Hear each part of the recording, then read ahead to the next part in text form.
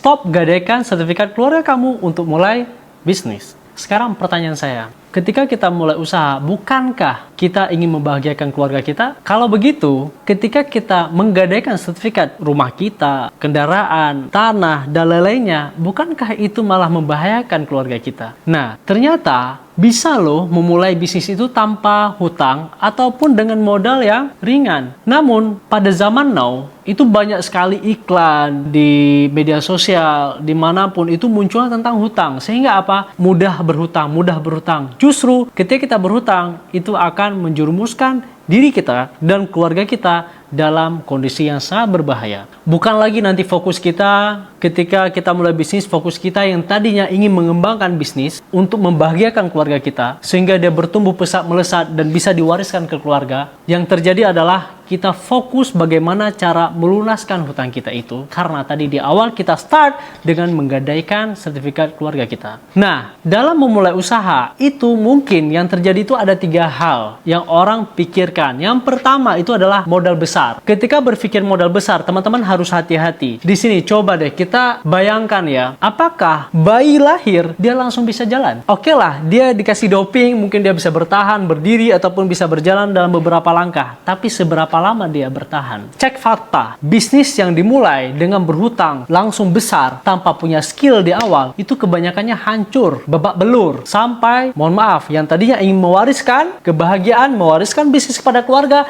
yang terjadi adalah mewariskan hutang piutang untuk keluarganya. Jangan sampai ini terjadi. Boleh ketika kamu memang betul-betul serius dan punya skill di awal, dan punya partner, dan punya mentor di dalamnya, kamu berani mulai dengan bisnis modal besar, itu sah-sah saja, tapi tidak untuk pemula. Kemudian yang kedua, bisa mulai usaha tanpa modal. Bisa tidak sih? Bisa saja. Mungkin bisa dengan dropshipper, ataupun mungkin kamu mulai usaha yang jasa. Jasa itu tanpa modal. Tapi kalau kita bilang tanpa modal, ujung-ujungnya perlu kita bangun PT ataupun CV. Supaya apa? Kita resmi. Karena zaman now, orang tidak akan peduli lagi freelance. Mungkin dia peduli, tapi mereka lebih memilih orang yang resmi. Kenapa? Karena maraknya penipuan di online. Dan mohon maaf sekali teman-teman, bisnis tanpa modal biasanya dia tidak akan bisa berkembang pesat, atau mungkin ketika mulai langsung down. Tapi ada kok, ada yang berkembang. Kebanyakannya bagaimana? Kan kita bicara kebanyakannya. Kemudian yang ketiga, modal ringan. Modal ringan ini cocok sekali buat kita pemula. Apabila kamu pemula, ini cocok banget untuk memulai bisnis dengan modal yang ringan. Kenapa sih nggak harus dengan modal yang besar? Kan high risk, high return. Tapi tidak selalu seperti itu teman-teman. Kita bagaimana cara high return dengan modal ringan? Bisa atau tidak? Tentu saja bisa. Saya selama ini menjalankan bisnis dengan modal yang ringan. Dulu ketika saya mulai bisnis teman-teman sekalian, itu modalnya 1.800.000. Bahkan mungkin 3.600.000. Dan bahkan gini, bagaimana posisi niat kita kan membahagiakan keluarga. Posisi di sini adalah waktu. Jadi bukan hanya modal teman-teman ya. Modal oke. Waktu juga harus kita pertimbangkan. Kenapa? Oke, bisnis jalan tapi nggak punya waktu. Ini gimana caranya? Waktu ada, bisnis berjalan. Bisa atau tidak? Ternyata bisa. Saya menjalankan bisnis ini kurang lebih sudah mau 5 tahun. Dulu mulai usaha juga ada. Dengan modal yang ringan juga. Saya mulai dulu sempat usaha satu, itu modal saya sekitar 30 juta. Kemudian usaha kedua saya mulai dengan modal sekitar 50 juta. Bisa jalan? Bisa. Tapi waktunya tidak ada. Kenapa? Karena bangun pagi langsung bersiap-siap untuk pergi ke toko. Apakah tidak ada karyawan? Ada. Tapi yang namanya usaha, kita harus full controlling, apalagi kita punya toko. Di sini kita bicara tentang udah modal kita pas-pasan, kemudian langsung sewa karyawan, dan tokonya harus dirias, harus dibagusin. Ya tentunya yang tadi ringan malah membesar. Betul? Gimana caranya sekarang? Modal ringan, betul-betul ringan. Teman-teman fokus. Bagaimana ketika mau betul-betul mau bangun usaha ataupun mau mulai bisnis, fokusnya apa? Modal ringan. Jadi fokusnya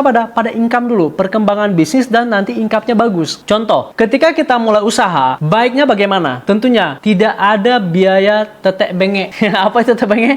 Tidak ada biaya banyak hal. Contoh, kalau kita sewa toko, kita harus hias tokonya, perlu lampu, perlu wallpaper, perlu meja, perlu kursi segala macam. Nah, untuk pemula, saran saya bagaimana caranya? Ketika kita mulai usaha, langsung aja, langsung dapat produknya. Ketika ada produknya, kita langsung bisa jualan, langsung dagang. Saya mulai usaha seperti itu. Ketika kita mulai dengan modal ringan, ya mungkin dengan under 10 juta mungkin, atau teman-teman 30 juta pun masih modal ringan. Oke, tapi itu udah masuk kategori yang besar. Oke, nggak apa-apa. Under 10 juta masih oke. Oh, terlalu berat. Bisa nggak under 5 juta? Bisa sih, tapi biasanya keseriusannya itu berbeda. Jadi ketika mulai usaha itu ada keseriusannya juga. Bukan keseriusan semangat doang, tapi keseriusan di modal. Karena semangat itu naik turun. Tapi ketika kita modal udah kita sokongkan di situ, ketika semangat down, maka ada modal kita pikiran. Oh, aku sudah mulai mengeluarkan modal sekian. Berarti nggak boleh tidak semangat. Terus bagaimana ada mulainya? Udah seperti tadi yang pertama, modal ringan, produknya yang langsung bisa dijual. Yang langsung apa? Bisa dijual. Tidak lagi kita fokus untuk ini itu, bukan, tapi langsung fokus menjual, fokus mengembangkan bagaimana produk yang kita punya ini langsung berkembang. Dulu awalnya saya sempat mulai usaha bisnis di Turki, karena saya lama di Turki, saya impor jilbab Turki. Pada saat itu, karena saya tidak punya toko, maka langsung fokus bagaimana jilbab Turki ini diterima oleh pasar Indonesia. Tapi dengan berkembang waktu, namanya fashion, ya kita harus mengikuti terus perkembangan fashionnya, belum lagi ongkos pengiriman, ya kemudian bea cukai dan lain-lainnya, akhirnya kita stop dan biaya cost terlalu tinggi. Nah, ketika kita modal ringan yang kita keluarkan dan bisnis itu kan harus kita lihat juga. Bukan hanya sekedar yang tadi saya bilang, bukan masalah uang dan perkembangan bisnis, tapi waktunya ada atau tidak. Oke, modal ringan. Modal ringan itu sekarang mungkin ada kebanyakan orang 15 juta. 15 juta untuk sewa toko. Itu bukan toko, kios kali kalau sekarang. Dan itu pun dia harus apa? Harus bangun pagi, berangkat ke tokonya. Sampai ke tokonya harus controlling, beres-beres segala macam. Sampai berapa lama seperti itu? Ya, bahkan saya berbicara sama beberapa teman, dia bahkan liburnya itu 2 minggu sekali, meliburkan dirinya, dipercayakan sama karyawannya. Tapi mau sampai kapan seperti ini? Nah, pada saat ini ketika ada pilihan gitu ya, bisnisnya berjalan, jalan-jalan juga dapat transferan, waktu untuk keluarga tetap ada, waktu ibadah tetap ada, waktu untuk teman-teman tetap ada. Kalau saya pribadi lebih memilih seperti ini. Memang ada produknya, memang ada bisnisnya, memang ada usaha seperti itu, ada. Mungkin selama ini kita belum bertemu saja, belum bertemu. Ketika bertemu ternyata ada teman-teman. Modal ringan, langsung kita dapat produknya, kita fokus bagaimana mengembangkan produk ini sampai bisnis modal ringan tapi hasilnya maksimal. Itu bisa teman-teman. Jangan sampai, hati-hati kayak tadi, ketika kita mulai bisnis bukan fokusnya untuk mengembangkan bisnis, tapi fokus kita adalah untuk melunaskan hutang ataupun mengambil lagi apa yang sudah kita gadaikan. Oleh sebab itu, kalau nanti kita mau diskusi, silahkan chat di kolom komentar ataupun nanti bisa email atau WA saya. Terima kasih.